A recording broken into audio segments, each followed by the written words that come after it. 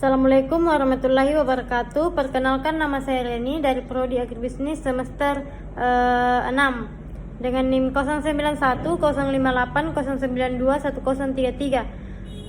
Materi yang akan saya bawakan adalah manajemen industri dalam bidang SDM, mata kuliah manajemen industri hasil pertanian. Salah satu alasan rendahnya minat tenaga kerja untuk menggeluti sektor pertanian adalah minimnya penghasilan yang diperoleh. Para sarjana pertanian lebih memilih bekerja di sektor lain yang menjanjikan dari sisi pendapatan dan kesejahteraan. Banyak dari mereka yang memiliki usaha sampingan di luar sektor non pertanian, menunjukkan bahwa rata-rata pendapatan bersih yang diperoleh seorang pengusaha di sektor pertanian adalah 1,34 juta per bulan, sedangkan bagi mereka yang bekerja sebagai pekerja bebas di sektor pertanian, rata-rata pendapatan bersih yang diperoleh selama sebulan hanya mencapai 1,5 juta. Nilai ini bahkan lebih rendah dari rata-rata upah buruh nasional yang mencapai 2,86 juta per bulan.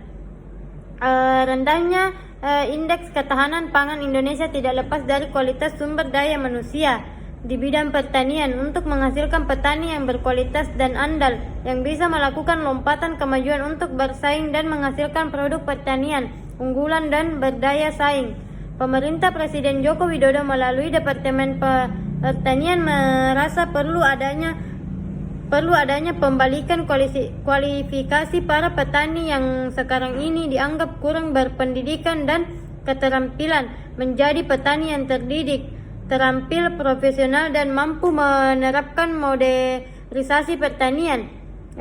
Kemudian manajemen sumber daya manusia. Manajemen juga dapat didefinisikan sebagai seni dan ilmu mengkoordinasikan kegiatan dalam suatu perusahaan melalui proses pengambilan keputusan manajerial, termasuk bidang-bidang seperti keuangan, operasi, penjualan, dan pemasaran, dan sumber daya manusia. Karena itu, manajemen sumber daya manusia dapat didefinisikan sebagai proses menganalisis dan mengelola kebutuhan sumber daya manusia sebagai manusia organisasi untuk memastikan kepuasan tujuan strategisnya. Kemudian tujuan utama sumber daya manusia. Muara dari setiap aktivitas dan proses manajemen ialah pencapaian tujuan organisasi yang telah ditetapkan bersama. Penerapan manajemen sumber daya manusia bermaksud memperbaiki kontribusi produktif orang-orang terhadap organisasi dengan cara yang bertanggung jawab secara strategis, etis, dan sosial. Manajemen sumber daya manusia secara umum bertujuan untuk memastikan bahwa organisasi mampu mencapai keberhasilan melalui kerjasama dan kontribusi aktif dari sumber daya manusia. Berikut ini beberapa tujuan utama sumber daya manusia sebagaimana disebutkan Biswo Ranjan Misra. Yang pertama, untuk membantu organisasi mencapai tujuannya. Kemudian, untuk menggunakan keterampilan dan kemampuan tenaga kerja secara efisien. Untuk menyediakan organisasi dengan karyawan yang terlatih dan termotivasi dengan baik. Untuk meningkatkan kepuasan kerja dan aktualisasi diri karyawan sepenuhnya. Kemudian, untuk mengembangkan dan mempertahankan kualitas kehidupan kerja. Untuk mengomunikasikan kebijakan sumber daya kepada semua karyawan. Kemudian agar responsif secara etis dan sosial terhadap kebutuhan masyarakat. Tujuan pengembangan sumber daya manusia strategis.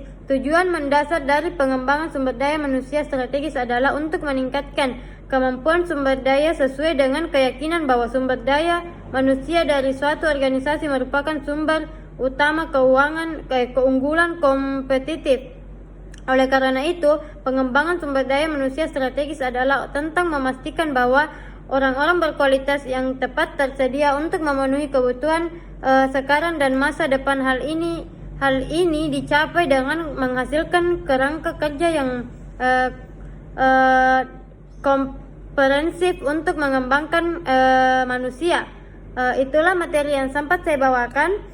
Assalamualaikum warahmatullahi wabarakatuh.